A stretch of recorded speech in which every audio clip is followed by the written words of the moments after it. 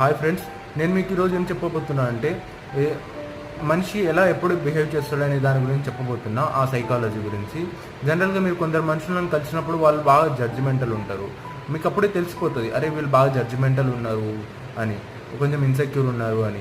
ఇంకొందరు ఉంటారు చాలా కలిసిపోతారు, తొందరగా కలిసిపోయి అందరినీ నా వాళ్ళే అనుకుని అన్నట్టు కూడా ఉంటారు. కొందరు చాలా ప్రేమించే వాళ్ళు ఉంటారు, కొందరు చాలా భయపడే వాళ్ళు ఉంటారు, లేకపోతే వాళ్ళకు స్పేస్ కావాలి అలాంటి వాళ్ళు ఉంటారు. సో ఇలా డిఫరెంట్ మనుషులు డిఫరెంట్గా ఎందుకు బిహేవ్ చేస్తున్నారు? ఎందుకంటే నేను రీజన్ చెప్తున్నా మీకు. మనిషి ఎప్పుడు ఎలా బిహేవ్ చేస్తాడనేది వాళ్ళతో ఇతరులు ఎలా బిహేవ్ చేశారు, వాళ్ళు ఎలాంటి ఎన్వైరన్మెంట్లో పెరిగారు అనే దానిపైన డిపెండ్ అయి ఉంటుంది. ఒకవేళ వాళ్ళు జడ్జ్ చేస్తున్నారు మిమ్మల్ని అంటే వాళ్ళు జడ్జ్ చేయబడ్డారు, సొసైటీతోటో లేకపోతే ఎవరితోనో జడ్జ్ చేయబడ్డారు. సో అది రిఫ్లెక్ట్ చేస్తారు.